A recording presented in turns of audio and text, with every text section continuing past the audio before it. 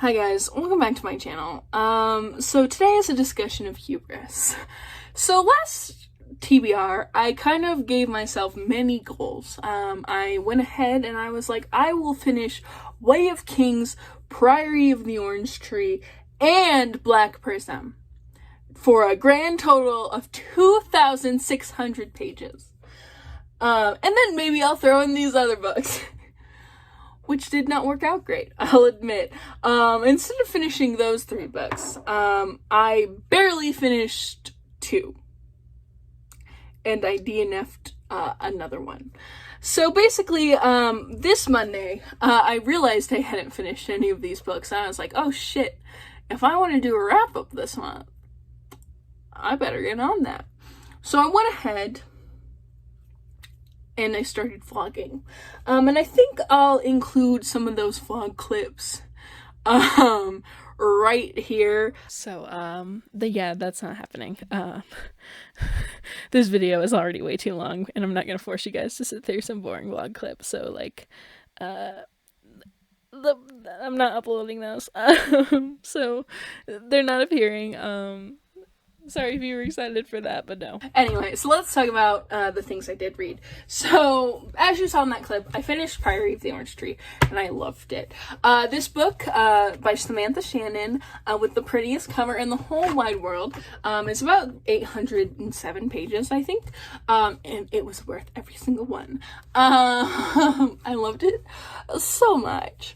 I would categorize this book as sort of a political fantasy, rather than like the sort of fantasy you think of when you think fantasy with like grand battles and shit. There is some of that, but it's not the main focus. This book primarily focuses on the relationship between the East and the Western regions of this world, which are divided based on some religious differences and religious misunderstandings. And I don't know, I just find it very fascinating because there's multiple perspectives, some from the West, some from the East, and I loved all of them. Not equally. I loved Ied the mostest, and Trio is an entirely different character. Tane, I love Tane as well, but not as much as Ied, because Ied and Sabran I stan. I have an entire thirst thread on Twitter just talking about Ied. I love her. I loved this book. I've seen a lot of people talk about how the ending of this book is sort of rushed, and that the climax isn't much of a climax, which I would concur with. However, I don't really like long drawn out fantasy battles, so I did not care because I loved every moment of the journey, and all I really wanted was for Ied and Sabran to get together. So 5 stars. I love this book. But if you do care and you do really like fantasy and like battles and shit, this book might not be the one for you, because it really does focus on political relationships and then discussions of understanding people different than us and whatnot.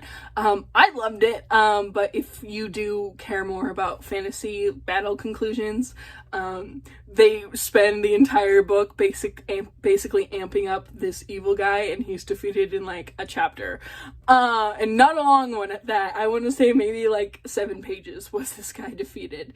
So that was not, the pacing in that one was a little strange. Like, you probably could have added an extra 20 pages to that battle and it would have been improved because of that, but I don't care. Ied and Sabran, period. I stan. So yeah, I loved this book. Quick content warning. This could be considered a spoiler, so I'll just go ahead and put a thing on the bottom, and when it's gone, I'm no longer saying this, but a content warning for fertility issues and miscarriages, because that is discussed within this book, and someone does go through it at some point. And if you are sensitive to that sort of material, this one might not be the one for you. Next book I finished this 2 seconds ago. I had already finished this video this morning, but then I finished another book, and I wasn't really happy with the way the first part of this video turned out, so we're doing it again.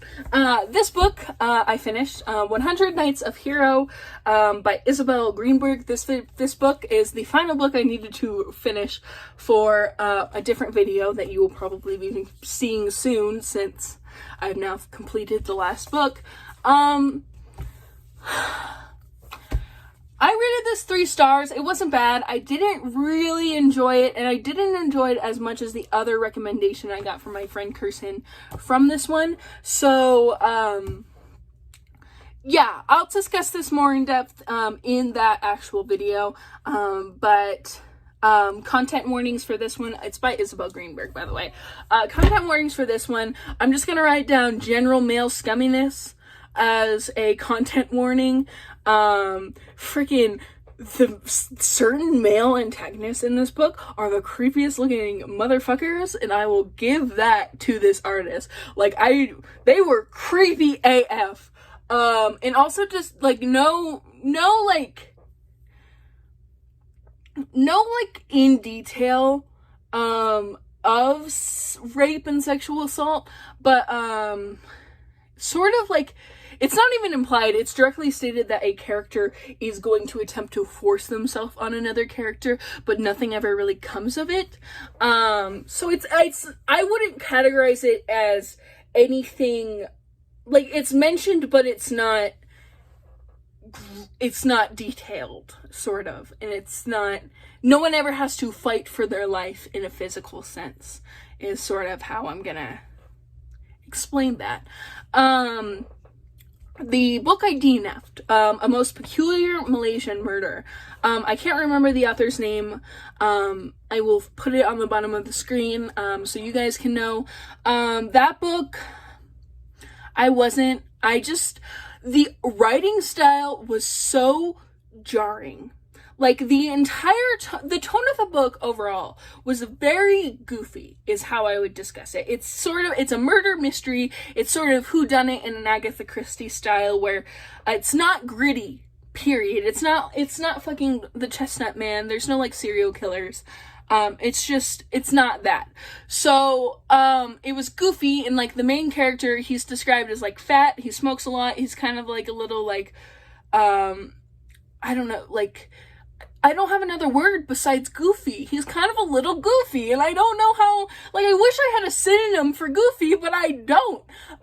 So, we'd have that tone where, like, this kind of detective is sort of stumbling around and sort of just trying to figure things out, but not doing it in the best ways. But then the author would come in with some sort of, like, gritty commentary. Like, at one point, the fact that I remember these, that is a testament to how jarring they are. So there was at one point where I was reading, and then, like, at the beginning of the book, she's talking about Malaysia, and then she starts talking about the skyscraper, and then they say something like, the skyscraper was built in another, bout of international dick measuring between countries, and it just did not fit in the book, and it just was so jarring, and there's multiple instances of that where it just doesn't make sense, and it's some sort of, like, gritty commentary that just does not fit with the overall tone of the book. I did find it interesting to read a mystery novel that was not set in Europe and or America, because sort of the way things were solved within those books was a lot different than what I would typically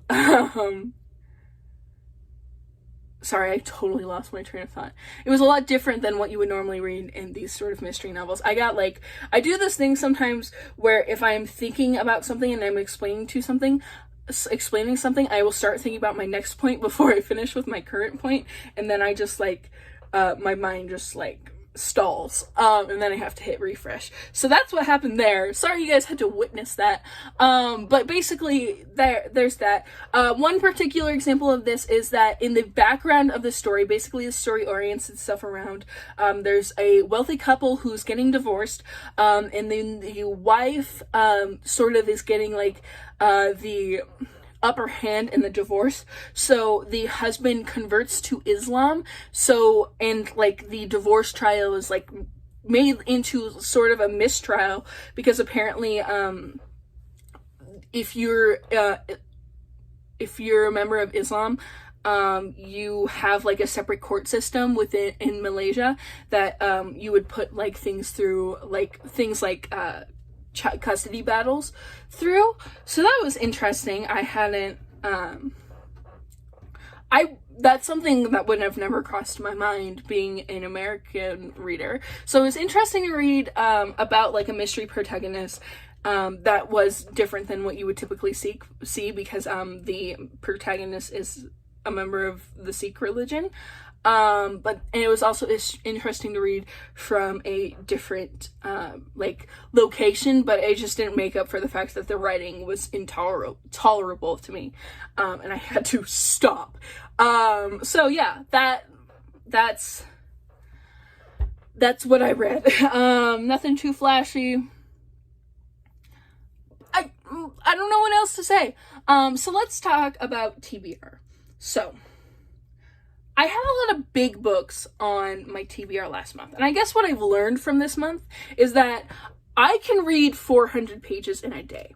I did that with Priory of the Orange Tree, and whatever. I read it all in a single day. However, what I have learned is that my fucking attention span ain't shit. I started so many random books while I was reading Priory of the Orange Tree, and I shouldn't do that again. I should just, if I'm gonna read a big book, I need to read the big book, and I can't just stop. So I'm not immediately planning on jumping into another huge book. However, I am still, on my TBR cart, I am keeping the bigger books that I said I was going to read last month there, because I want to read them and I don't want to put them on my shelf. I want to continue trying to read them. However, I'm not starting one immediately. I'm going to get through some of the thinner books. So, I'm keeping Way of Kings on my TBR. I have a Kindle edition of this because they were giving it out for free from Tor. So I might try and read it that way, because that's how I finished Mistborn really quickly, was that it was on Kindle. So I didn't really have to like focus. I didn't really have to hold it, and I wasn't aware of how much I was actually reading.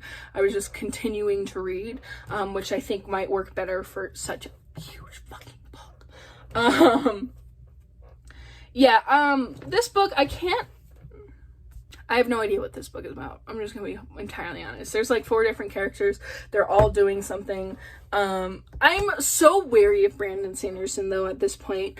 Not for any other reason. I loved Mistborn. I loved the first Mistborn book so much. But the second book fucking haunts me. I don't even hate it. It just, I don't know if it just took me too long to finish, so that I don't even really remember like what happened, but it was such a slog. It was so boring. It was the most tedious fucking thing I've ever read. Don't hate me. I really loved the first book, and spoiler alert, it's because Kelsier wasn't in it. And just Kelsier was the reason I loved the first book, because there was some sort of light humor. But then the second book was such a fucking slog that it was impossible to get through. And I hated Elend. And I didn't care about Vin. And there was no one there who I liked. It was just... So...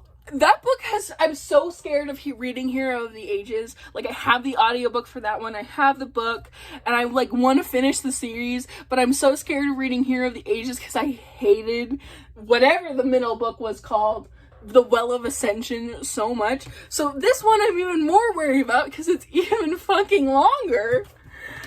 And I just don't want to not like it, but, like, I don't know, I just gotta start it.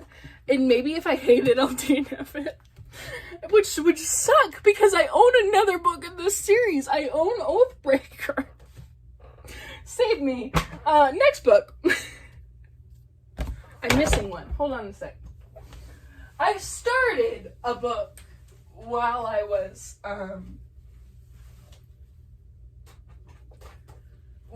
reading Prior. I started many books while I was reading Prior to Orange Street. Let's get this right. But I started one book, and I'm one chapter in, and I really want to finish it.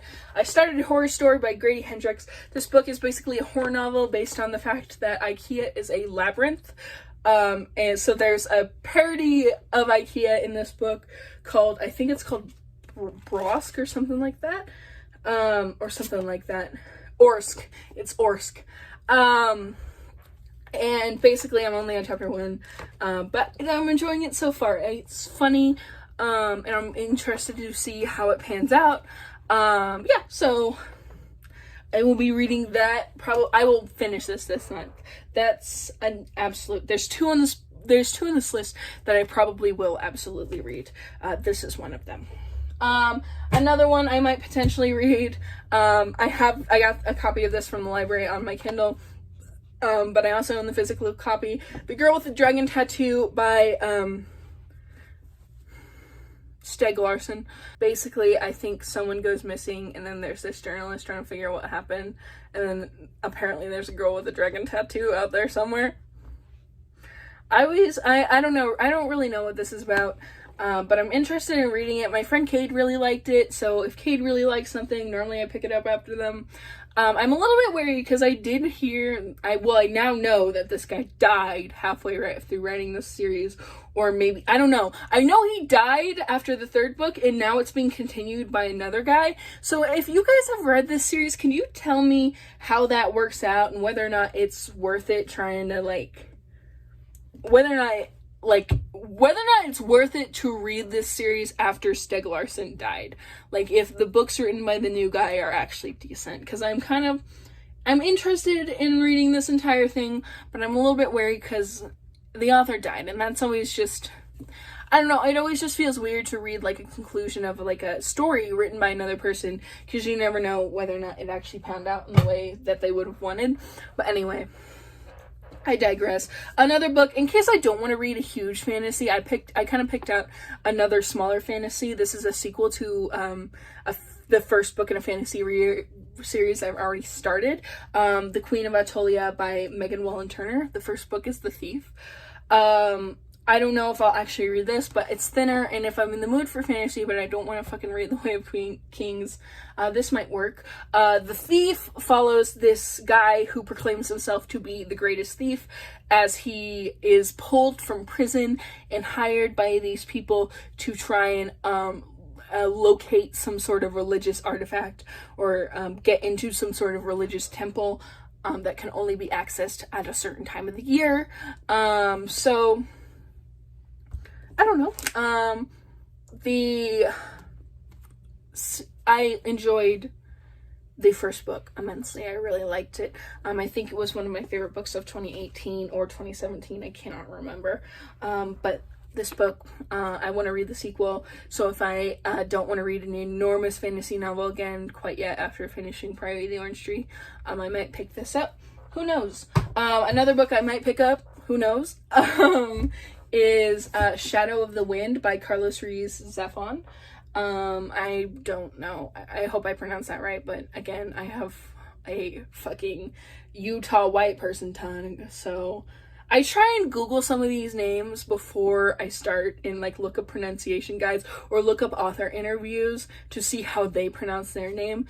But sometimes it goes in one ear out the other. I'm so sorry, but I try my best. But basically this book follows this guy. He read this book called The Shadow of the Wind by this man, and he really loved it. He was like, I want to read the other books by this guy. So he starts hunting these other books, only to find that they are being systematically destroyed. So basically this guy sets out on a journey to find more of these books, but also figure out why the hell they're being destroyed. And I don't know, I saw Witty Novels Best Books of 2019 video, and they mentioned this book in it, and I already owned a copy, and my friend Kirsten really liked this, or really wanted to read this book. So I thought I might give it a shot. I pulled it off my shelf to see it. but I haven't actually started it. I'm just, after Priory of the Orange Tree, I see small text and I'm like, but do I want to? And half the time I convince myself that the answer is no, but I'm almost positive I really like this book the moment I start it. So maybe I'll give it a shot this month. Who knows? Then there's the other book that I will probably almost definitely read this month. There's Meddling Kids by Edgar Cantero. I also got another one of his books. I now own Supernatural Enhancements. But basically this book is sort of a spoof of Scooby-Doo. From my understanding, it's sort of a gritty retelling where the kids from Scooby-Doo got traumatized by a real ghost that they encountered, and now they're all adults and they have to unite to try and figure out what it is that they encountered all those years ago that traumatized them. And I don't know. I actually did start this book at one point. I probably read a good section. I think I read about here, like this far, but I was already depressed when I started reading this book, and fucking starting this book just was making me more depressed. This book is not happy.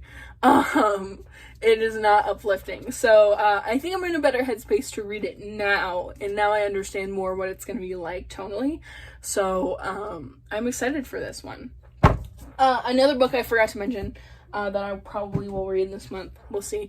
Well, there's the one I absolutely will read because I'm currently reading it. Maisie Dobbs, the first book in the Maisie Dobbs series. Basically, it's this mystery novels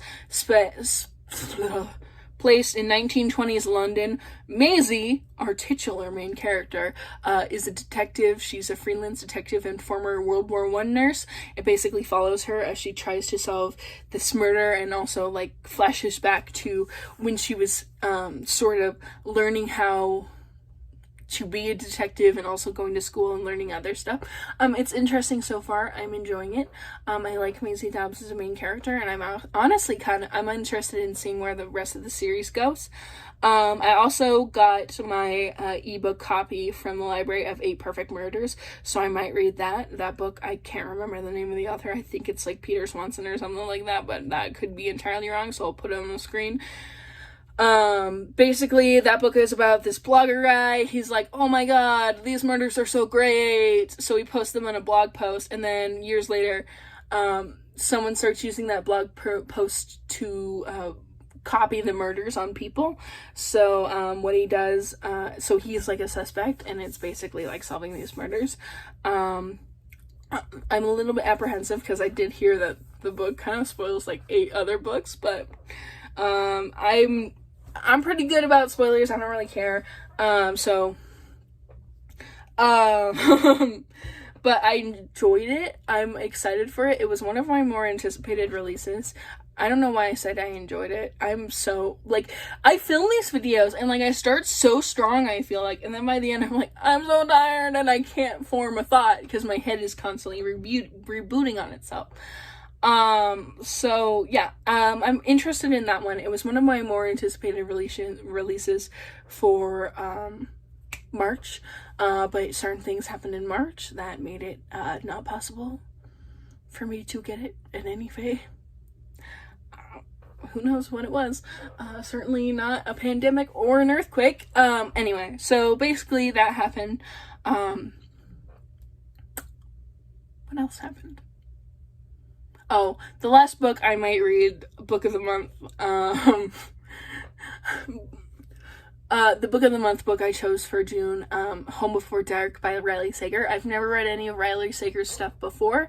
I was spoiled for Lock Every Door, and I do own it, but I want to read Lock Every Door, but it's kind of like priority because I was spoiled for the ending. But this book, Home Before Dark, basically focused on this girl who her family, when she was younger, lived in this haunted house, sort of Amityville style, where they like fled in the middle of the night, and then the dad wrote a book based on their encounters, and the girl doesn't believe any of the words in her father's books. She kind of thinks it's bullshit. So when her father dies, she inherits the house, and she goes to like flip it so she can sell it, but once there, she starts encountering things. So that sounds more up my alley than Lock Every Door. And I'm really excited for this one. I can't wait for my book of the month to get here. But I don't know. Everything in this TBR is just kind of me being like, I don't know if I'll read it. I kind of want to, but also I'm tired. So like, we'll see what happens. Priory of the Orange Tree really like took it out for me, guys, because it took so long and I honestly did not think it was going to. So I guess what I learned from this entire experience is just I have a short attention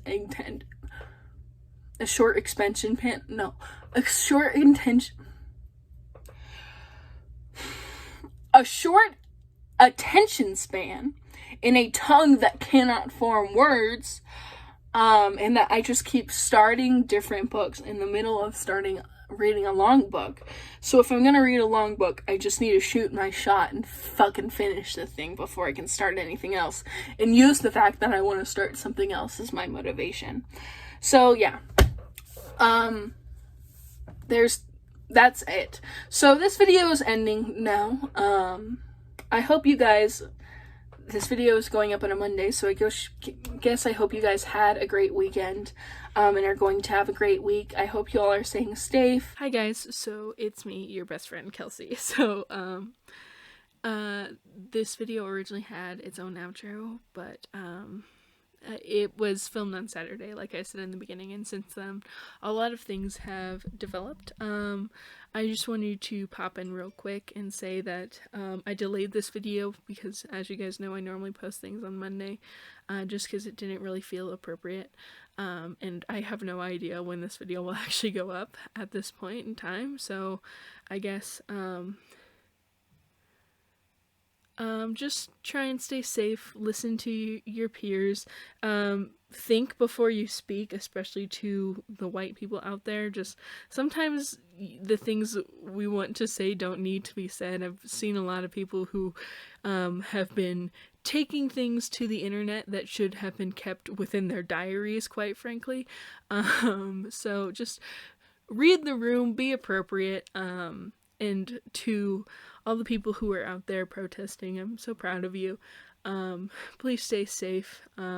Please try and keep each other safe. I'll be putting links for donations in the description down below, as well as petitions and stuff like that. As always, you can also find my social media. Not that that's important in contrast to those other things, but this is still a video outro and I'm not really sure what to say. You can find my social media, but you can also find the links to all the books mentioned in this video, as well as some charity links, and most importantly, a link to register to vote. Make sure you get your ballots in the mail. Just make sure you do that. Alright, I'm gonna go ahead and say goodbye. I love you all. Good night. There's only one race. The human race. What about NASCAR? What the fuck is going on in here on this day?